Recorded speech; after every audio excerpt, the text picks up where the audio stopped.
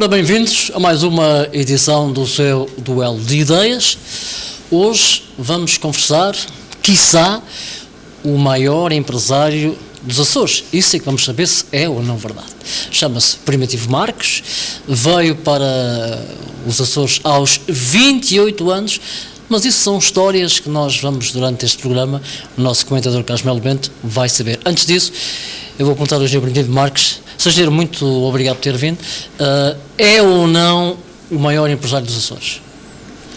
Não, eu penso que há algo, peço desculpa por dizer isso, mas acho que há algum exagero aí na sua conversa. Agora que enfim, que gosto muito de trabalhar e por essa via do gosto de realizar coisas, de fazer coisas, e com alguma sorte e com algum engenho, alguma arte, conseguimos fazer uma obra interessante nos Açores, e penso que não será estranha a minha passagem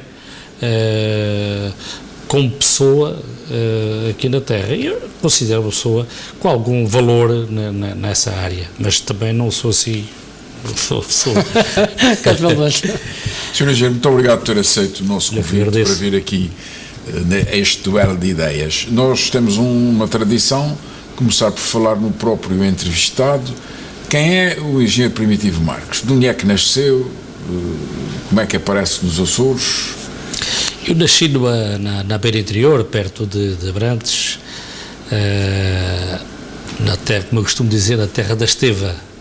O que é que isso quer dizer? Na terra da Esteva, a Esteva é um arbusto que tem uma flor espetacular, que inala um cheiro pela manhã, pela madrugada e à noite, e que nos embranha, digamos, e que nos, enfim, faz sempre saudade e faz sempre ter prazer em voltar à terra onde nós nascemos.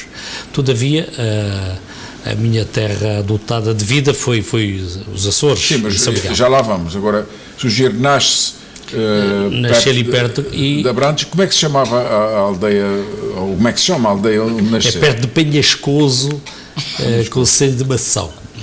Muito bem. Não, vou dizer uma coisa, muita gente está convencida que os primeiros povoadores dos Açores são alentejanos e algarvios. É mentira.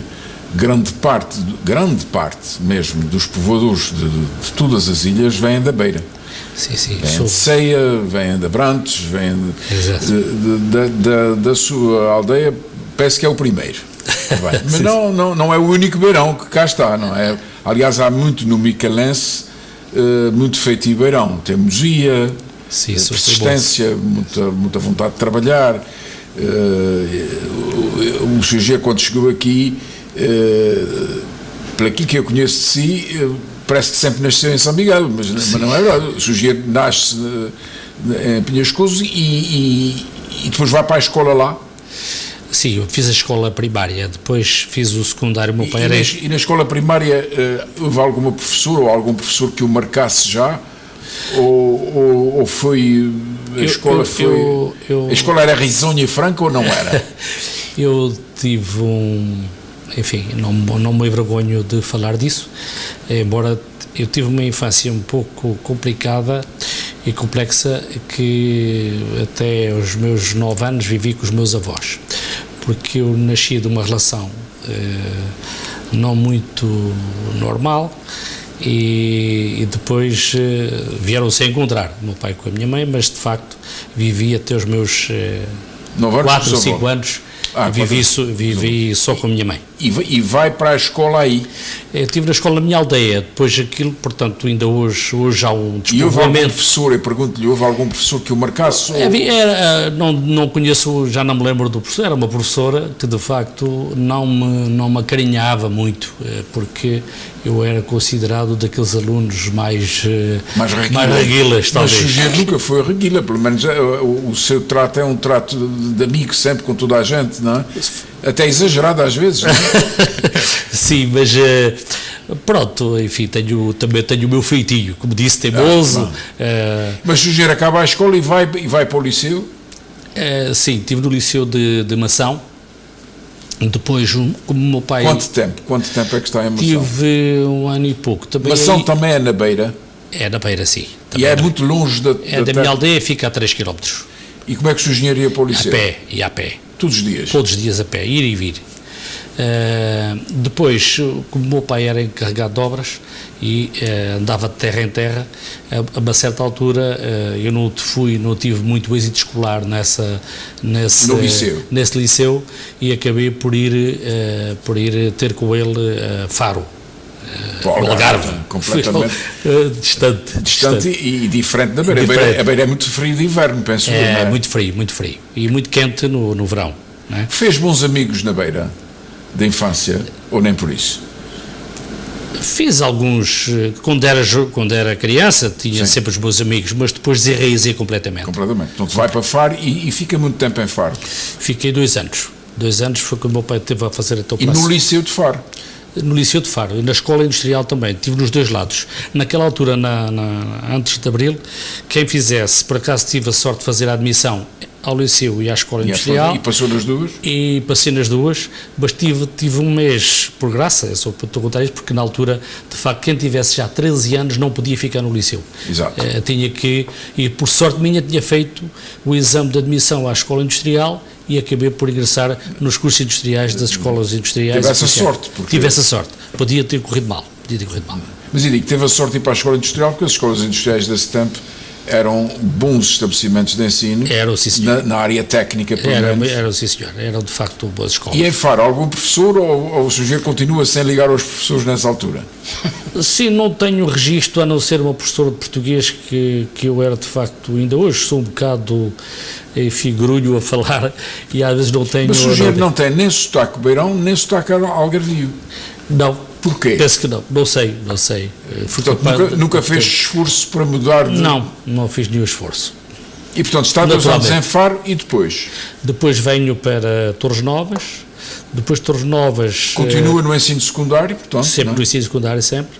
Depois chega-se o tempo da tropa, por volta dos 17, 18 anos, havia na altura a Guerra Colonial, e eu acabo por tentar a Força Aérea Voluntária, na Zogma e Alverca, que era trabalhar em reparação de aviões. Que era um expediente de muito para fugir à guerra. Para fugir à guerra. Portanto, ia-se para a Força Aérea, porque a Força Aérea tinha outra guerra, não é? Outra guerra, exatamente.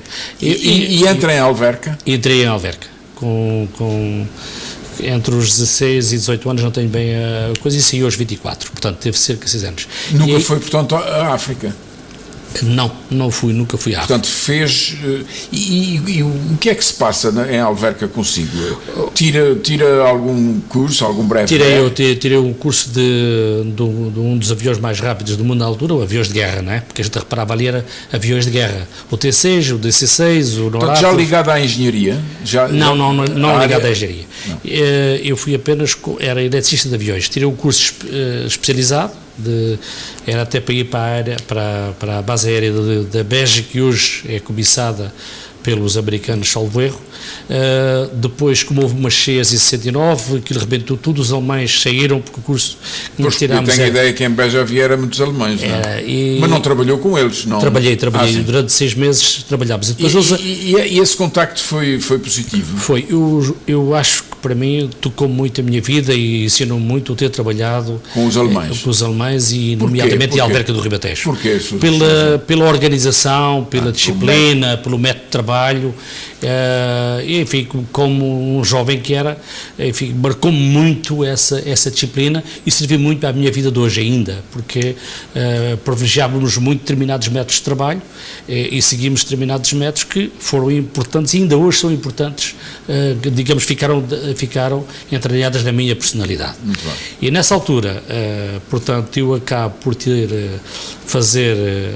continuar os meus estudos, secções preparatórias aos institutos industriais, faço a admissão industrial e em Lisboa.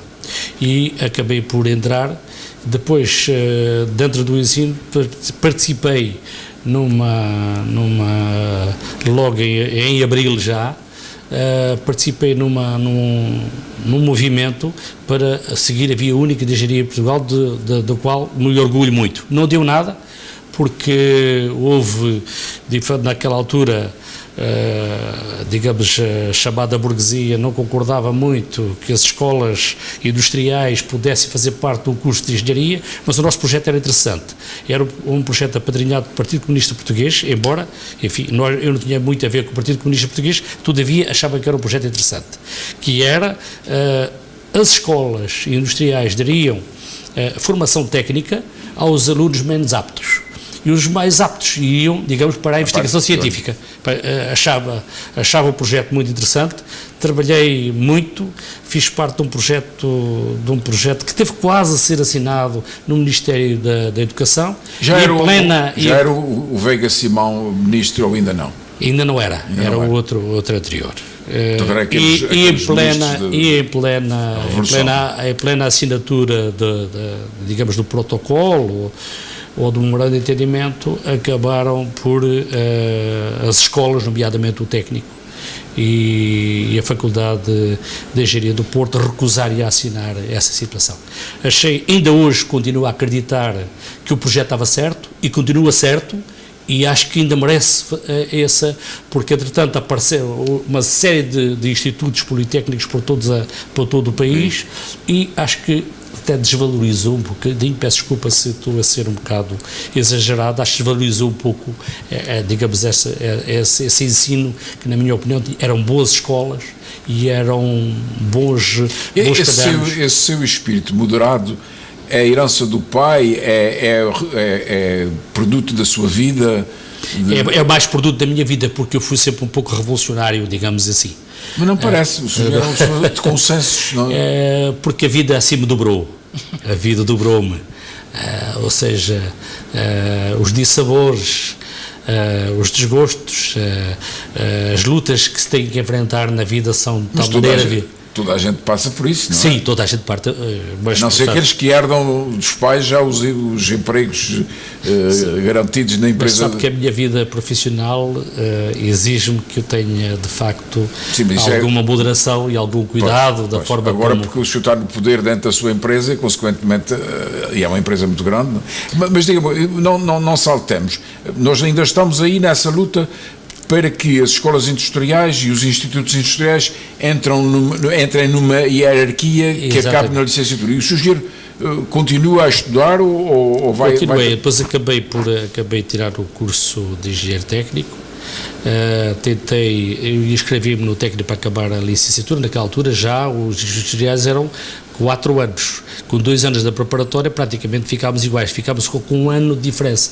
Por isso é que nós entendíamos que era importante seguir uma via técnica profissionalizada, alguém conhecer a ferramenta, alguém conhecer, porque hoje ninguém sabe nada. Claro. Hoje está tudo, portanto, acho que esse projeto das escolas industriais foi um projeto que se perdeu-se muito conhecimento. Estupidamente, porque hoje estão a tentar recuperar isso, não sei se vão conseguir. Faz-se cursos de 6 meses, coisas breves, profissionais não é a mesma coisa. Porque se estudava, sabia-se o que era, tinha que se estudar mecânica, tinha que se estudar eletricidade, tinha que se estudar, enfim, era diferente do que o indivíduo só conhecia uma chave de parafuso e apertar parafusos. Claro. Era completamente diferente.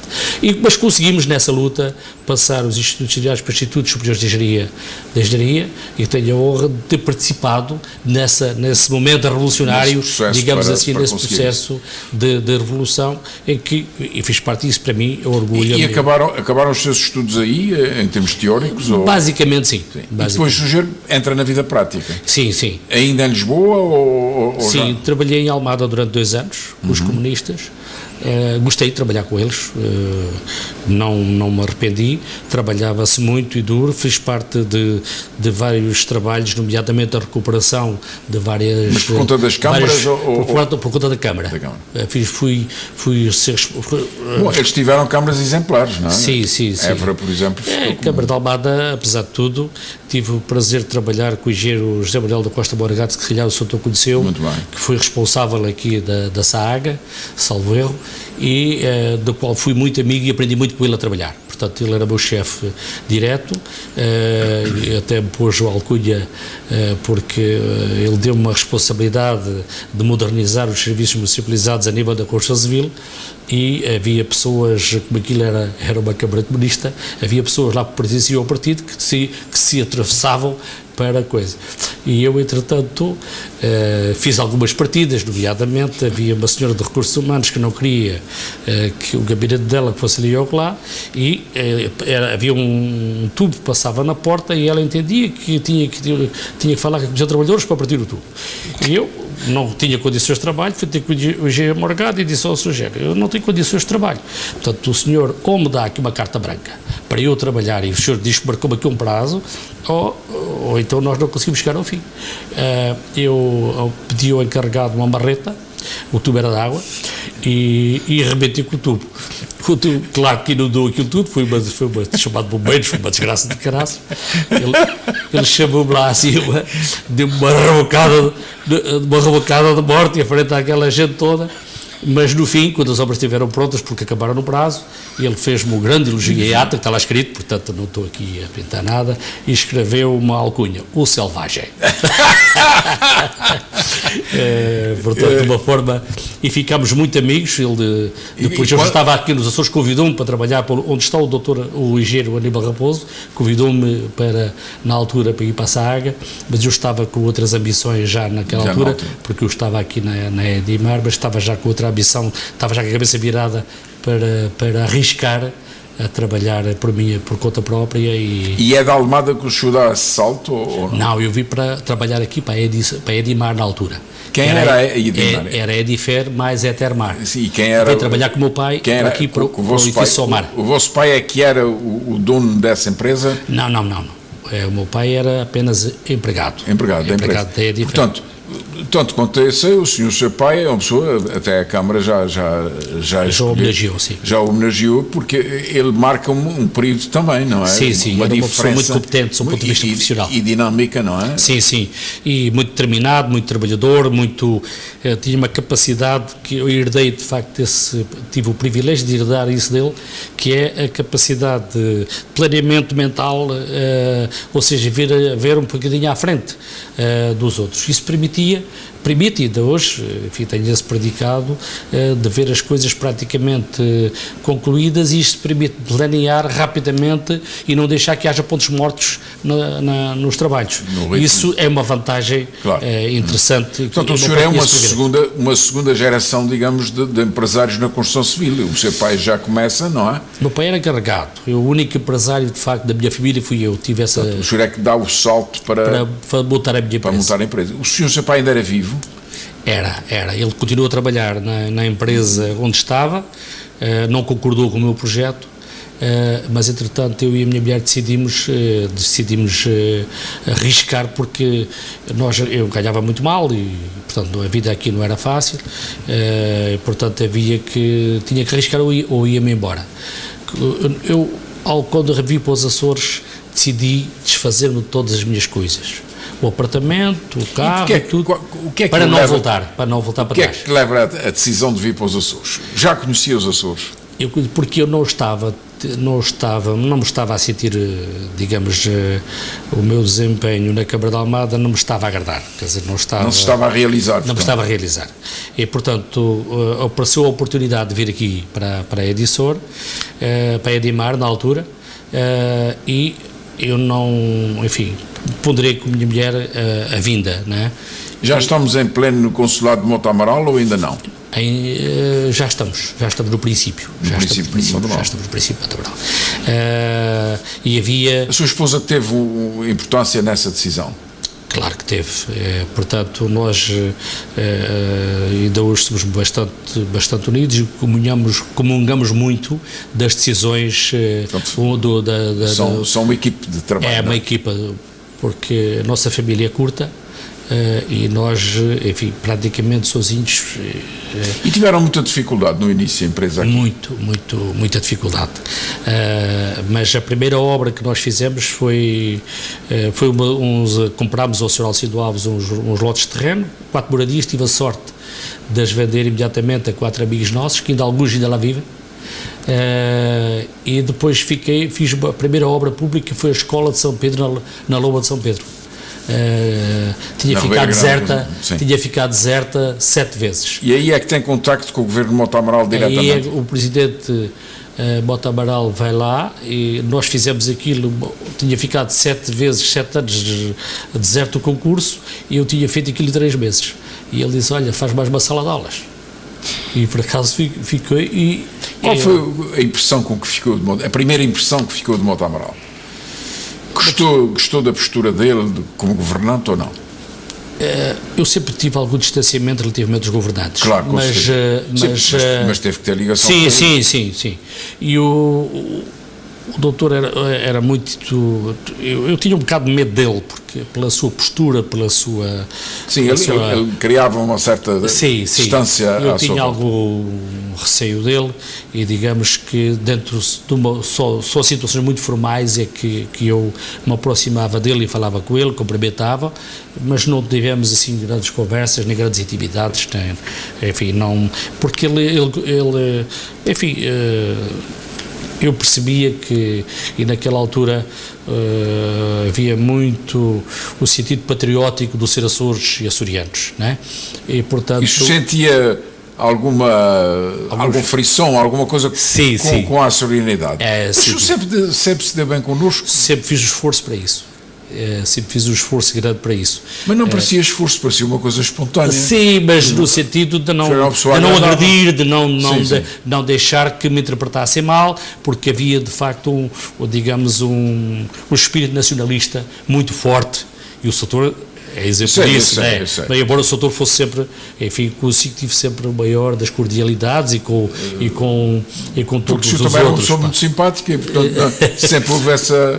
Aliás, o Alcino Alves também, que era filho do Continental, ele de cá, mas era uma pessoa também tão simpática, não é? Ele e o pai foram pessoas sempre muito simpáticas. Mas o Dr. Montaral era uma pessoa um bocado reservada, connosco, um bocado distante, um pouco distante, e portanto... Era uma forma dele consolidar o seu poder pessoal. Era um pouco também não dá muita confiança, mas era com todos, não era comigo, era com toda a gente. Agora considero uma pessoa muito inteligente, aliás, pelos artigos que ele escreve, são artigos de grande profundidade. Sim, mas isso não me interessa aqui, interessa-me o senhor como empresário em relação ao poder. Portanto, o senhor não era político, vinha de uma Câmara Comunista, portanto sabia muito bem como era o comunismo, não é? Sim, exatamente. Viu aquilo de perto, vem para aqui, começa a trabalhar, ganha um concurso que tinha ficado deserto há não sei quanto tempo, faz aquilo em tempo recorde, ainda o convidam para fazer mais uma sala e o senhor nunca mais parou de ter empreitadas públicas, não é? Entretanto, tive a sorte de ficar com todas as agências da Caixa Geral de Depósitos nos Açores. Ou seja, Mas porquê? Sorte porquê? Porque na altura as agências da Caixa de Depósitos estavam, a maior parte delas, a não ser aqui para o Delgado e as capitais mais importantes do distrito, eram nas finanças. As agências da Caixa, nomeadamente Santa Maria, Flores, havia muitas agências, São Jorge, Graciosa, e na altura as empresas não havia muita gente, havia a firma Luís Gomes, praticamente estava na cidade, e não havia muitas empresas disponíveis para trabalhar na periferia. Isso é verdade. E nas outras ilhas. E aí que de facto a nossa empresa conhece o boom. Nós, ao fazermos as obras da Caixa, fizemos-lo com sucesso e na altura nós tínhamos um pequeno alvará, nós pedimos à Caixa Geral de Depósitos, à direção das obras, para nos passar uma carta de recomendação para nós podermos pedir alvarás de classes mais elevadas. Como a Caixa Geral de Depósitos era uma instituição, naquela altura, muito prestigiada, ainda hoje e tinha muita força a sua informação, permitiu que eu, naquela altura, sem praticamente obedecer, fiquei com alvarás para concorrer a obras quase ilimitadas. Ora, o que me permitiu dar um salto muito grande. Eu, a seguir, concorri a umas obras que uma empresa abandonou em São Jorge, na altura era secretário Natalino Viveiros, em São Jorge, e eu praticamente ajudei a fazer muito trabalho em São Jorge. Qual foi o seu relacionamento com a Secretaria de Natalino Viveiros? Natalino Viveiros era um político, não é? Sim. Ele era um político, não vou dizer da estatura de Mota Amaral, porque, enfim, são preparações diferentes, mas Natalino de Viveiros atribui-se um grande sucesso na parte das obras do Consulado de Mota Amaral ao secretário Natalino de Viveiros. Isso é verdade. O sentido da parte dele... Porque era o momento, na altura, no momento os Açores tinha muita carência de infraestruturas, tinha muita carência de escolas. Sim, mas ele era uma pessoa que criava dificuldades às empresas ou sujeito pelo contrário, eu acho que ele fomentava, digamos, o trabalho, e havia poucas empresas na altura, e digamos que quisessem arriscar, aparecendo do indivíduo a uma empresa a arriscar, não tive assim dificuldades por falta de trabalho na altura. Não. Assim eu tivesse que absorver o trabalho tudo que aparecia. E isso talvez levou-nos a alguma impreparação, enfim, cometemos alguns erros, mas também aprendemos muito rapidamente. Hoje o sujeito é uma empresa colossal, não é? Em termos relativos dos Açores, temos na construção civil é a maior de todas, não é? Sim, com alguma importância, sim. Nós, neste momento, ainda empregamos cerca de 1.200 pessoas, fora os empregados indiretos, nomeadamente os subembreteiros, que representam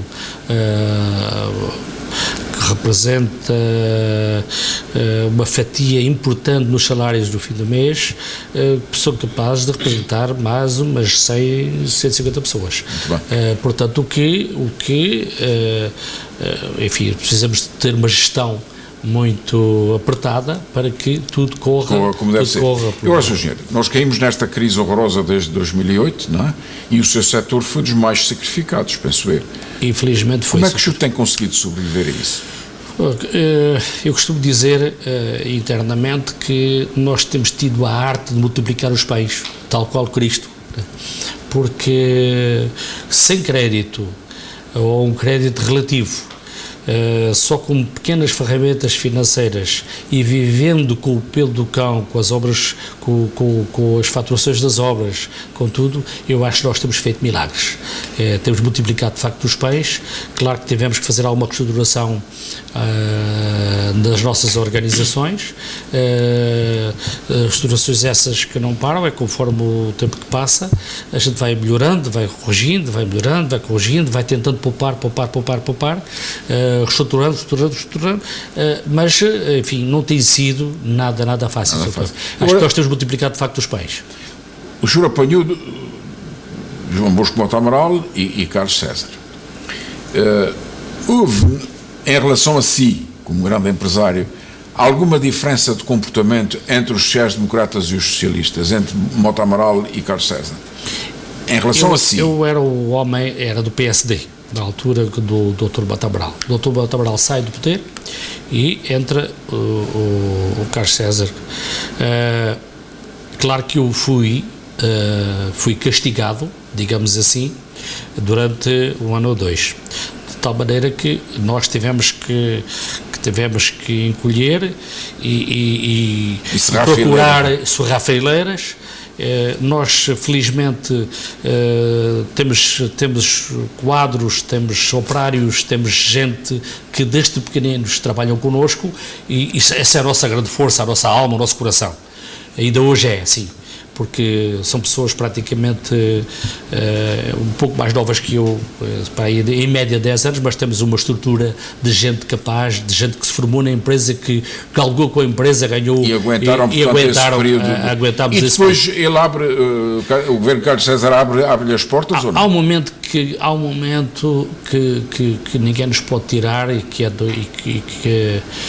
é quase, que eu costumo dizer que a língua do Espírito Santo me acompanha com alguma regularidade, porque eu, quando estou muito atrapalhado, a língua do Espírito Santo cai e ajuda-me.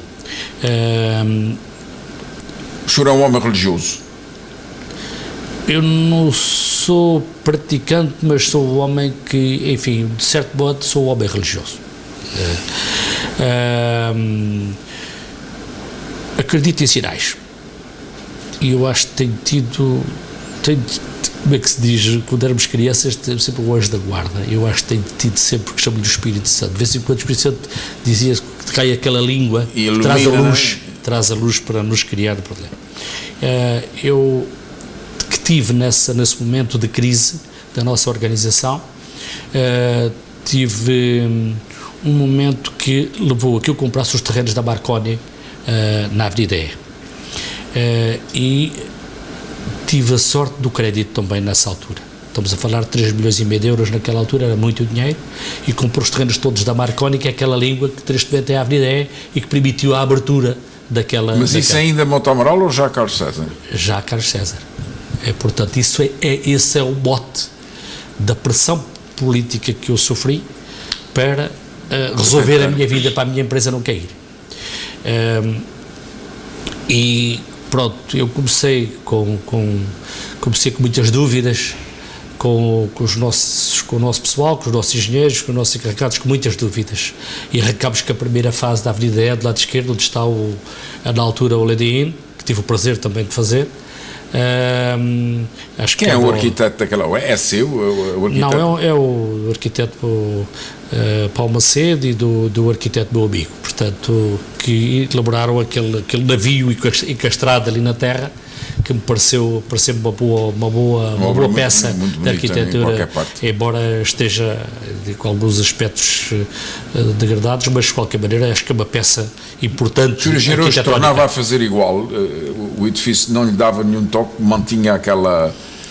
Sabe que nós aprendemos sempre durante a vida alguns toques, mas como peça em si acho que não alterava muito daquilo que está, acho que é uma boa peça. A essência ficava igual. É, a essência igual. E considero hoje uma honra e um prazer, como realização como homem, considero-me realizado como homem, e ter feito aquela obra, porque estamos a falar de muitos fogos. Imensas obras na Sim, terra, fiz. Mas aquilo foi numa altura apertada. Entretanto,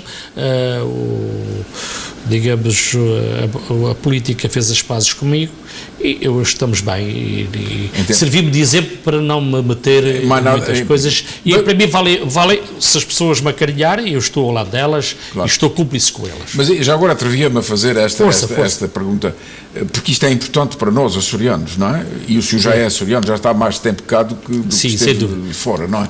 E portanto, entre as duas políticas, de Monte Amaral e de Carlos César, o que é que o senhor acha que foi melhor para uma empresa como a sua?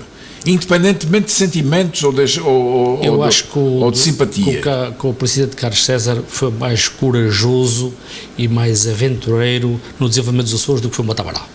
É a minha... Mas em relação ao seu setor. Eu não estou a falar em política geral, porque sim, mas relativamente ao meu setor e à própria política geral, quer dizer, acho que a Carlos César, por exemplo, a SATA ganhou dimensão com o Carlos César. Quer dizer, que era, sim, mas isso não mas mesmo na minha parte, mesmo na minha área, saber na sua área, não é? Mesmo na minha área, acho que Carlos César foi mais importante, mais arrojado, mais aventureiro do que o Monte Amaral. E agora Vasco Cordeiro, eu sei que o senhor não gosta de sim, falar em política, mas nós... Enfim, o senhor gera o emprego de 1000 e tal pessoas, não é? Portanto, não é brincadeira nenhuma. O senhor tem mais gente que muita repartição pública nesta terra, não é? Talvez de alguma secretaria. Portanto, a vida dessas pessoas é tão importante como a maior parte... Enfim, digamos que se multiplicarmos por 4, são 4 mil pessoas, se calhar é maior que algumas ilhas. Muito bem, exatamente. Que a população de algumas ilhas. Portanto, são 1000 e tal famílias que dependem de si e da política que foi feita em relação à sua empresa. Vasco Cordeiro, tem sentido que ele está a fazer alguma coisa para sustentar o setor? Eu acho que o governo atual passa também as suas dificuldades, não é? Eu acho que o Presidente está muito empenhado, aquilo que eu sinto do Dr. Vasco Cordeiro é que ele está muito empenhado e muito preocupado com a sua terra, está neste momento a fazer um esforço por estar dentro dos dossiês, quase todos, acompanhá-los de perto. E eu sinto isso porque ele tem-me chamado uma vez ou outra a pedir algumas opiniões e a dar orientações e está a fazer um esforço muito grande, nomeadamente a Carta das Obras Públicas que ele criou para tentar minorar o impacto externo relativamente aqui à questão. Portanto, eu acho que este Presidente está a fazer tudo para que a terra sinta o menos possível. Mas mesmo assim, com a sua vastíssima experiência no setor, porque o senhor não é eleito, não é? O senhor não depende dos seus trabalhadores, o senhor é o dono da empresa e, portanto, digamos que eles estão nas suas mãos. Sem dúvida. daria algum conselho ao governo dos Açores? Ou aquilo que está a ser feito pelo atual governo? É assim, se me permite, é o seguinte: eu também tenho que ter consciência dos momentos que passam. Portanto, não devo ser, digamos, também injusto e esquecer o esforço. Se a nível do Portugal continental, as empresas como a minha e outras maiores estão a passar o inferno, eu diria que nos Açores as coisas não são tão inferno, são mais moderadas. São mais purgatório, não é? Isso deve-se ao esforço que o Governo está a fazer nomeadamente tanto o Carlos César anteriormente como o Dr. Vasco Cordeiro. Estão a fazer tudo para que se sinta o menos possível o impacto negativo, embora, enfim, não consigam ultrapassar tudo. Mas é notório o esforço que estão a fazer. E o relacionamento... Mas eu não digo isto apenas para dar graxa mas digo isto com consciência de cidadão e de empresário. De empresário. E diga uma coisa, e as câmaras? O seu relacionamento com as câmaras existe? Não existe? Hoje, com algumas câmaras, umas melhores, outras piores. As câmaras também, infelizmente, doutor, passam hoje um purgatório danado, porque não conseguem pedir dinheiro, não conseguem fazer investimentos, não conseguem fazer nada. Eu acho que estamos, de facto, a passar... As câmaras precisam mais de si do que o senhor das câmaras, não é? Acho que não. Ó, Sr. muito obrigado pela honra desta entrevista. Meu, muito obrigado. É um prazer para nós, e vai ser para os açorianos, naturalmente, conhecer a vida de um homem que venceu a pulso nesta terra e que é, manifestamente, com a sua ilustre família, uma mais-valia enorme para todos os açorianos. Muito obrigado. Vamos aos livros agora, Vamos aos livros, então. Eu queria falar de 2 livros muito interessantes. Um interessante e importante é o livro das genealogias da família do Frei João Meireles. Frei João Meireles é um homem, é um cavaleiro de Malta, que vem para os Açores no século XVII, que, apesar de ser cavaleiro de uma ordem semi-religiosa, deixou filhos nos Açores. A família Meireles, aliás, muito ilustre em vários setores, é descendente dele. E o Vítor Lima Meireles, que, como nós sabemos, já várias vezes falámos aqui, é um grande escritor, um grande poeta, é um pintor de mérito, resolveu publicar a genealogia deste seu mais antigo antepassado, que lhe dá o nome, não é? Porque ele é Meireles exatamente porque descende do Frei João Meireles. Claro que as famílias que hoje descendem de Frei João Meireles, muitas delas já não se chamam Meireles. Há várias famílias, o livro é muito grande, porque abarca vários ramos da família Meireles, enfim, uns estão para a América, outros estão cá, outros estarão no continente da República, etc. Mas a verdade é que isto é uma edição que vai ficar muito rara, porque ele só fez 100 exemplares. O livro é muito bom, não deve ser barato, não sei quanto é que custa, mas não deve ser nada barato, mas vai esgotar-se, e quem tiver tem, quem não tem tivesse, não é?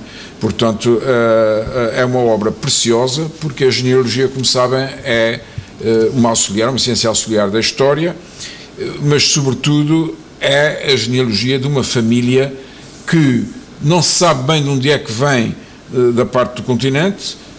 Sabe-se que apareceu aqui um Frei João Meireles. Meireles é uma terra do norte de Portugal, e que esta família adotou como apelido, não é? Não é o caso do engenheiro Primitivo Marques, porque Marques é o filho de Marco, e portanto o filho de Marques chamava-se João Marques, e daí Marques mas aqui não, aqui é o nome de uma terra, e que encosta, porque este primeiro Meireles veio de Meireles, enfim, do lugar de Meireles, e depois a família adotou o nome do lugar de onde eles provêm como nome de família. É um livro raro, bom, e foi pena que ele não tivesse feito mais, mas pronto, os Meireles são muito elitistas. O segundo livro é publicado agora pelo museu. O museu, como sabem, o Museu Carlos Machado está fechado, por razões várias, por causa das térmitas, por causa da idade, porque tem imensas obras a mais que não têm espaço para expor, enfim, e portanto tornava-se muito difícil fazer o museu no antigo convento de Santo André. criou-se uma dependência do museu em Santa Bárbara, que está a funcionar, e foi nessa dependência que o Padre Duarte Melo resolveu, diretor atual do museu, resolveu fazer uma exposição temporária de diversas obras que estão depositadas no museu, que são obras-primas dos nossos artistas, passando por Domingos Rebelo, passando por artistas medievais, etc. Enfim, são obras preciosíssimas, é o melhor que há em São Miguel em termos de museu. Há artistas contemporâneos, como o Urbano e outros, não é? Que foram escolhidos para esta exposição temporária, não é? Porque certamente mais tarde, quando o museu as obras do museu estiverem prontas, nós teremos outra vez o prazer de poder ver o que é a súmula do melhor que há nesta terra. Muito bem, até para a semana. Bom, como devem ter ouvido com atenção, a primeira questão que eu fiz hoje no Primitivo Marques é que era o maior empresário, um homem que tem mais de 1000 empregados. Digo-me nos Açores se há o outro que tem mais de 1000 empregados. Espero que tenha gostado.